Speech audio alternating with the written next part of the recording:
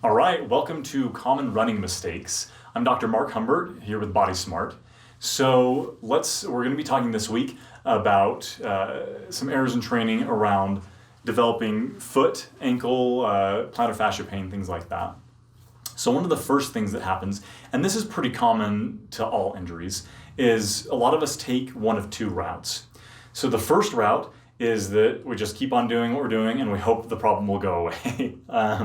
Super common. Second is, and this is often the advice of other medical professionals, is just stop doing it, right? Stop doing it, wait till the pain goes away, and then jump back in. The problem that happens with either of those options is we don't end up addressing the root cause and modifying things so that we get the maximum out of our rehab and out of our performance. So on that other side, right, where we stop doing things and wait till it feels better, is that from a pain perspective, that works great, right? Stop doing the thing that makes it painful, pain goes away, awesome. The problem is it doesn't do anything about the quality of the tissue. Again, it's not addressing the root cause, what drove the pain, what drove the injury in the first place. And so instead of adding progressive load and becoming better and better and rehabbing through that injury, we just kind of plateau at the bottom, right? We hurt, okay, so we stop doing things, we feel a little bit better, and then we hurt again, and we stop, right? So it's just kind of this little skip along the bottom and never improving our performance, never improving our muscle strength, never improving the quality of the tissues or what's driving those root things. A second mistake that we see people make, and it totally makes sense, and there are all sorts of opinions on this. I'm sure you'll hear both sides.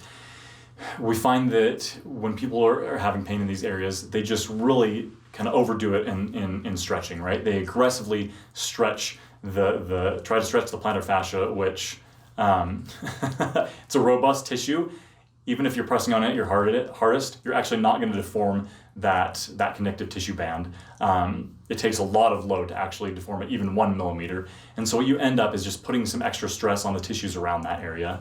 Again, same thing will happen with the calf, with the hips, is that people just really, really, really aggressively stretch those. And while that provides some temporary relief, right, it's just adding more stress to kind of an already stressed out system.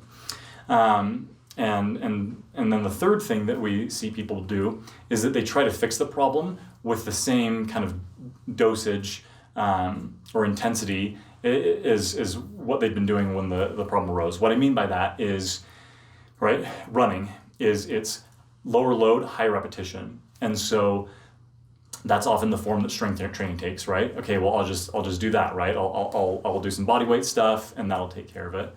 And the thing that we see is that low load, high repetition doesn't drive some of the really important changes in muscle and its contractile properties, as well as in tendons and those qualities that enable it to absorb and give back energy, kind of keeping it acting like a spring.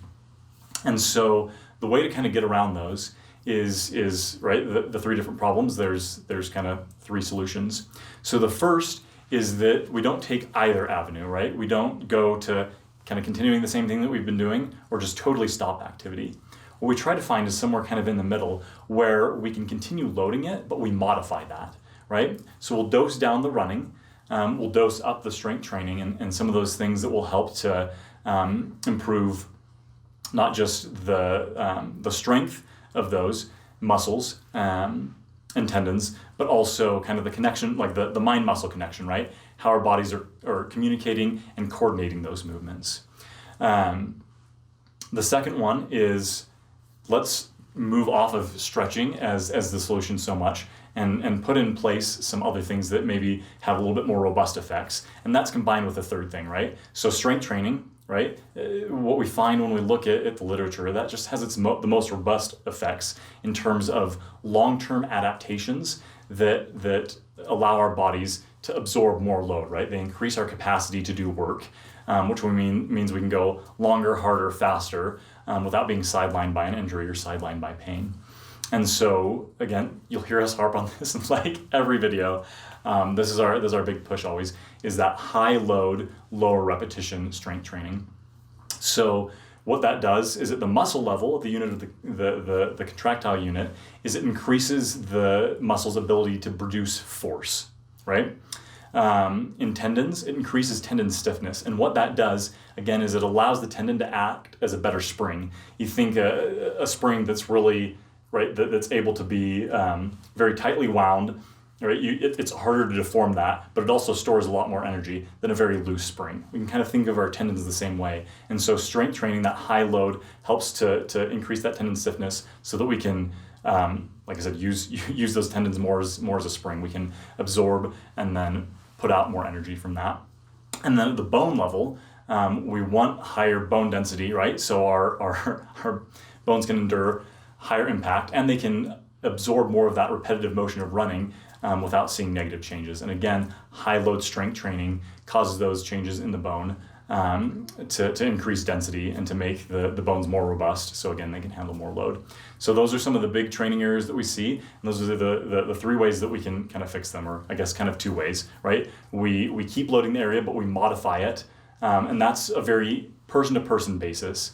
Right? We can always give general recommendations, but it really helps if you're having some of these issues to find someone that can create an individualized plan for you to help you modify that load, but continue in doing the sport that you love. And that's super important. All too often we get told, stop doing it. And it's a misunderstanding of how exercise fits into our life and how it fits into our identity, right? If you're someone who loves running, to hear, just stop running or choose another activity, right? That doesn't jive with you. You're like, no, this is who I am, this is what I do. And so there's a way to continue being a runner, to continue running, but be able to modify those loads so that you can handle that as you build up the capacity to get back to where you want to be, to get those performance gains. So you're not only able to do the things that you love, but you're actually able to compete, right? You can hit competing against others and competing against yourself, right? Hitting those PRs, things like that. But often that takes some help from someone who knows what to look for and how to modify those loads. And then, right, really going heavy with the high load strength training and establishing that as a regular part of your routine. It will actually make you a better runner, right? There's a myth that if I strength train, I'm going to get bulky, this is going to happen, my times are going to slow down. We actually find that people with a regular strength training program of that high load, lower repetition actually improve their efficiency and improve their running speed when adding that into the cycle and not adding the mass on like they think they will. So those are some of the things to look for. As always, if you have any questions, reach out to us, like, follow, subscribe, and we'll catch you on the next episode.